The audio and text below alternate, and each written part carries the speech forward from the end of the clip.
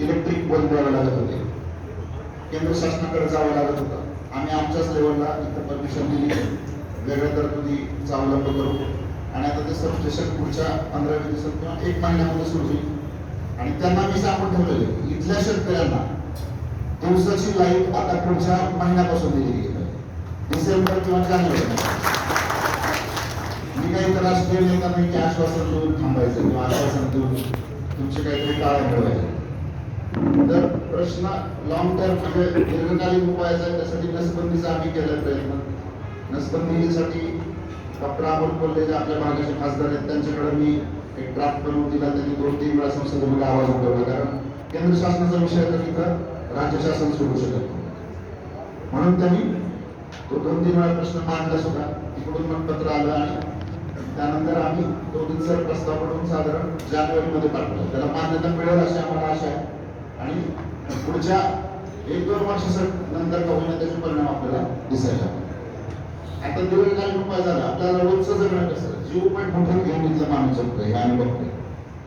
तर त्या दृष्टीनं शेतामध्ये घर आहेत. आम्ही अभ्यास केला मागच्या 20-25 घटनाचा मागच्या 5 वर्षाचा. तर त्याच्यात असं दिसतंय की शेतामध्ये जी एकटी घर आहे, एक एकटीची घर आहे आणि तिथं गोठ आहे, त्या ठिकाणी अशा घटना झाल्या. 90% घटना अशाच आहेत.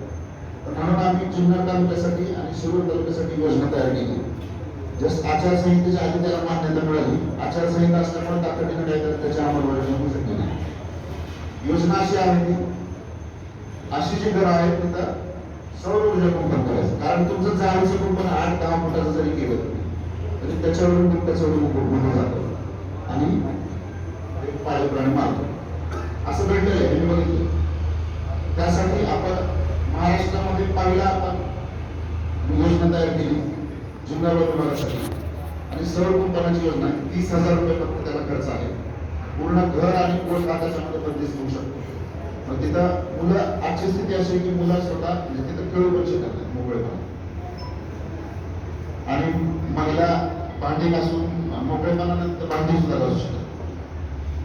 बसलेला माणूस असेल, काम करत असेल किंवा लहान मुलं असेल तर ते बळी पडतं. आणि त्याच्यातही महिला आणि मुलं 90% महिला आणि मुलं असतात. म्हणून ही योजना बनवली आहे मला. आणि आता मी काल रात्री जेव्हा ते समजलं त्यानंतर मी आमच्या लोकांना सूचना दिली की जुन्नर मधलं काम थोडंसं थांबवा, आधी आपण पूर्व भागामध्ये हे काम करू. लगेच आम्ही 20 युनिट इथं आणलेले आहेत आणि 20 घरांना तरी सध्या बसवायचं आहे. फक्त 20 घरांना बसवून थांबायचं नाही, 100, 150, 200 जेवढी घरं असतील तेवढ्या सगळ्या घरांना आपण पुढच्या 1 महिन्यामध्ये हे काम करून घ्यायचं. आपली मदत त्यासाठी लागणार. आपली मदत म्हणजे सहकार्य लागणार. ते फक्त आपल्याला बाजूनी करून घ्यावं लागते शेतकऱ्यांना. बाकी लिमिट पुरवणं आणि बसवण्याचं काम आमचे कर्मचारी आणि तंत्रज्ञ ते करतील. त्यानंतर आपल्या ज्या तक्रारी आहेत 30,000मध्ये 7,500 रुपये लाभार्थ्यांनी भरायचे आणि 22,500 म्हणजे 75% अनुदान हे शासनाचं असणार. 7,500 रुपये शेतकऱ्यांमध्ये त्याच्यात हे वसूल पैसे घेण्याचं काम 7,500 भरणा करायचं काम नंतर करू. आधी आपण काम करू. आम्ही आता आचारसंहितेत पण बंधन पाळणार नाही, आम्ही काम सुरू करू.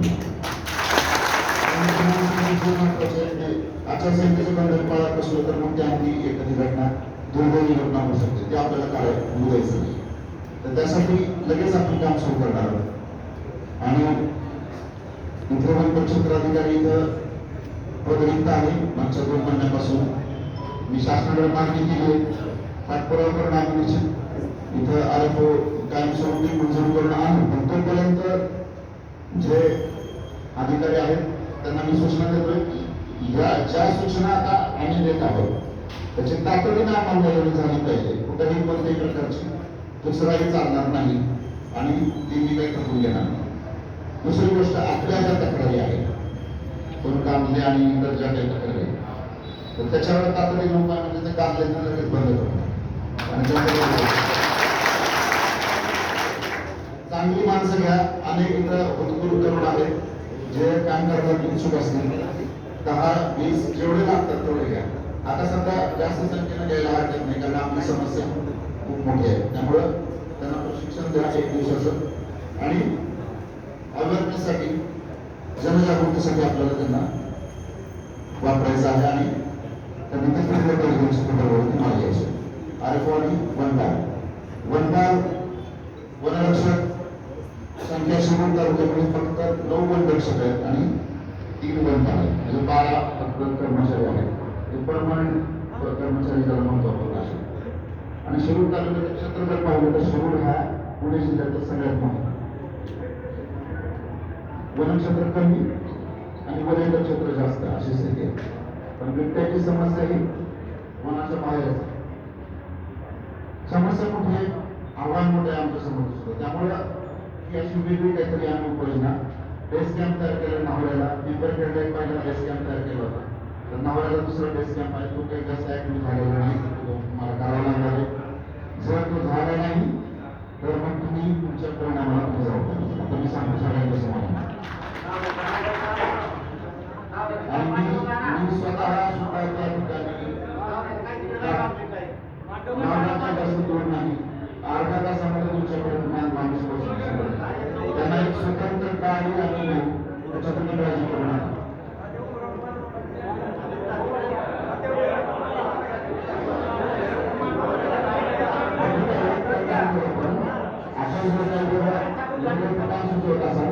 तर त्याच्यावर पण आपण लगेच विचार करू आणि त्या पद्धतीने निर्णय घेऊ.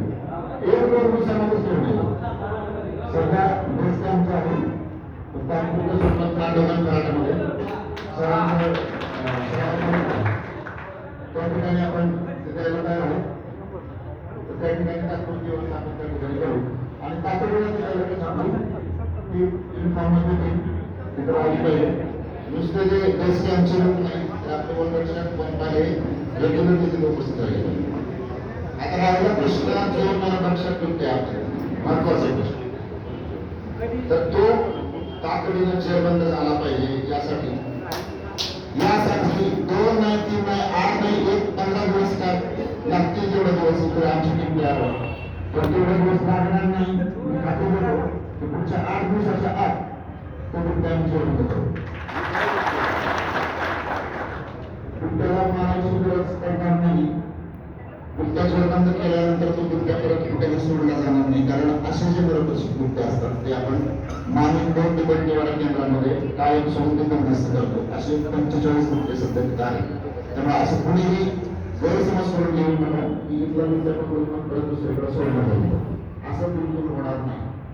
त्या निबंध निवारा केंद्राची क्षमता आता संपत आली आहे, तर म्हणून आम्ही त्याची क्षमता तिप्पट करण्यासाठी सुद्धा आमचं काम पुढच्या महिन्यामध्ये चालू होत आहे आणि मार्च महिन्यापर्यंत सुद्धा नरभक्षक बिबट्या झालाय किंवा नाही. आता नरभक्षक हा शब्द काय बोलतच नाही. आपल्या दृष्टीने काय असतं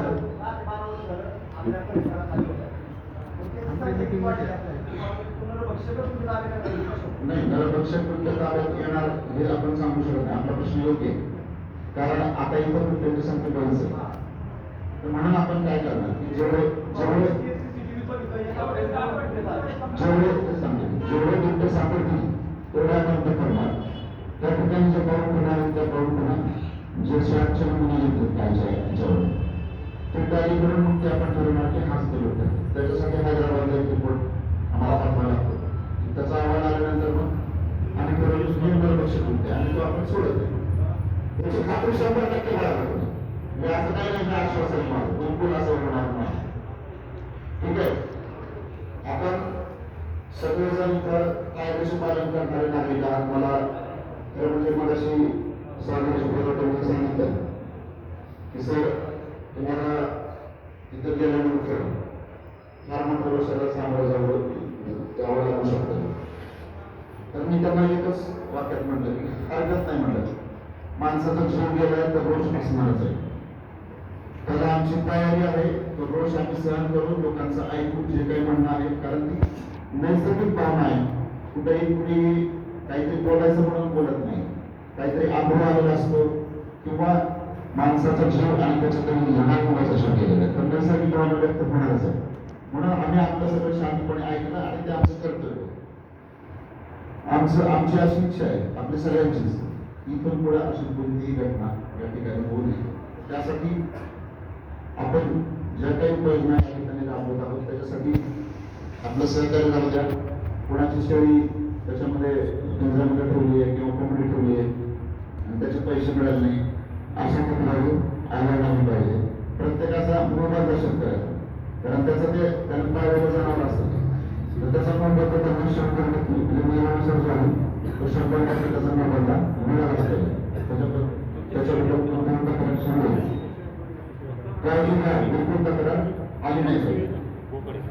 आणि असं समजू नका की आता काहीतरी एक 8 दिवस काम करतील आणि सगळं शांत झाल्यानंतर सुरू झाल्यानंतर परत काय असं होणार नाही. आपलं बेस कॅम्प सुरू झाल्यानंतर म्हणजे चांगल्या पद्धतीने ऍक्टिव्ह झाल्यानंतर त्याचे परिणाम तुम्हाला दिसायला लागतील. मॅडमचा नंबर आहे, साहेबांचा नंबर आहे, सरांचा नंबर, माझा सुद्धा नंबर मी दिलेला आहे. माझा पण नंबर सांगतो, काय हरकत नाही मला. हा माझा नंबर नाही आहे, सागर बराटेकडे आहे. 820 काय हरकत नाही, 820-6622 8208 22 66 98.